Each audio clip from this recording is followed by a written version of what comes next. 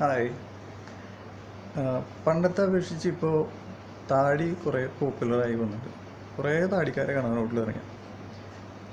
ആൾക്കാർ താടിയോടുള്ളൊരു ആറ്റിറ്റ്യൂഡും മാറിയിട്ടുണ്ട്. അവർ പണ്ടൊക്കെ എന്ന് പറഞ്ഞിട്ടുണ്ടെങ്കിൽ താടി വെച്ചിട്ടുണ്ടെങ്കിൽ ഒന്നുണ്ടെങ്കിൽ ഒരു നക്സലൈറ്റ് അല്ലെങ്കിൽ ഒരു കഞ്ചാവ് അങ്ങനത്തെ ഒക്കെ ഒരു ലൈനാണ്. പക്ഷെ ഇപ്പോൾ കുറേയൊക്കെ മാറ്റം വന്നിട്ടുണ്ട്. പക്ഷെ ഈ ബന്ധുക്കൾക്ക് ഇപ്പോഴും താടി വെച്ച ആൾക്കാർ എന്നെ കണ്ടിട്ടുണ്ടെങ്കിൽ എൻ്റെ ബന്ധുക്കൾ ഇതിങ്ങനെ നോട്ടുണ്ട് സൈക്കിള്. പിന്നെ പള്ളിക്കൊക്കെ പോയിട്ടുണ്ടെങ്കിലോ ആദ്യം കോമഡി, അവിടെ വല്ല കുട്ടികളും കയറിയിട്ടുണ്ടെങ്കിൽ അവരെ അമ്മമാരൊക്കെ എന്നെ കാണിച്ചിട്ടാണ് പേടിപ്പിക്കുന്നത് കുട്ടികളെ, ഈ പഞ്ചപാവത്തിന് കാണിച്ചിട്ടേ. അപ്പം ഇന്ന് നമ്മൾ പറയാൻ പോണത് താടിക്കാരെ ചില പ്രശ്നങ്ങളെ പറ്റിയിട്ടാണ്. താടി വയ്ക്കാൻ നമ്മൾ തീരുമാനിക്കുന്ന ആ ഒരു സ്റ്റേജ് തൊട്ട് പ്രശ്നങ്ങൾ വരും. ഇപ്പോൾ വീട്ടിൽ ഫാമിലി, അതുപോലെ നമ്മുടെ വെൽ വിഷേഴ്സ്, ഇപ്പോൾ അധ്യാപകർ, ബന്ധുക്കൾ, ഇവരൊക്കെ പറയുന്നുണ്ട് ഇട്ടറാന്ന് പറഞ്ഞേ ഒന്ന് വൃത്തി വെടുപ്പിൽ നടന്നൂടെ. അതാണ് ആദ്യത്തെ പ്രശ്നം. അപ്പം നമ്മൾ താടി വയ്ക്കാൻ തീരുമാനിച്ചാൽ ആരെയും മൈൻഡ് ചെയ്യണ്ട. നിങ്ങളൊരു താടിക്കാരനാവണമെന്ന് നിങ്ങൾ തീരുമാനിച്ചാൽ നിങ്ങളതായിരിക്കും. നിങ്ങളുടെ ഡയലോഗ്. അപ്പോൾ താടി വയ്ക്കാൻ തീരുമാനിച്ചാൽ അങ്ങോട്ട് വെക്കുന്ന അങ്ങോട്ട് ആരെയും മൈൻഡ് ചെയ്യണ്ട. പിന്നെ താടി വളരാൻ തുടങ്ങിയെന്ന് വെച്ചെങ്കിൽ പിന്നെ പ്രശ്നങ്ങൾ കൂടുകയും അതിൻ്റെ ഇടയിൽ ചൊറിച്ചിൽ, താരൻ, അങ്ങനെയുള്ള ഓരോ ഇറിറ്റേഷൻസ് വരും.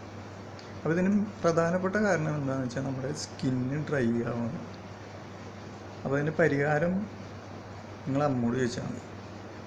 അമ്മമാരുടെ ഒരു പ്രത്യേകത എന്താണ്, നമ്മൾ ചോദിക്കുക, അമ്മേ തല ചൊറിയുണ്ടല്ലോ, എണ്ണ തേച്ച് കുളിച്ചാൽ മതി.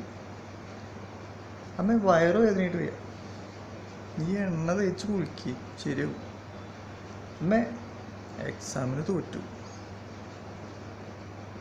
നീ ഒന്ന് എണ്ണ തേച്ച് കുളിച്ച് നോക്ക്, ചിലപ്പോൾ ജയിക്കും.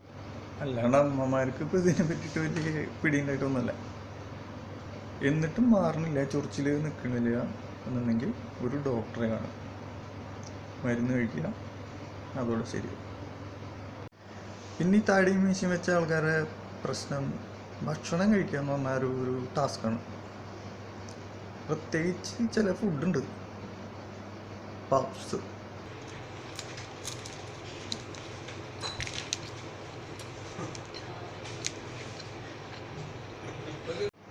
Milk shake,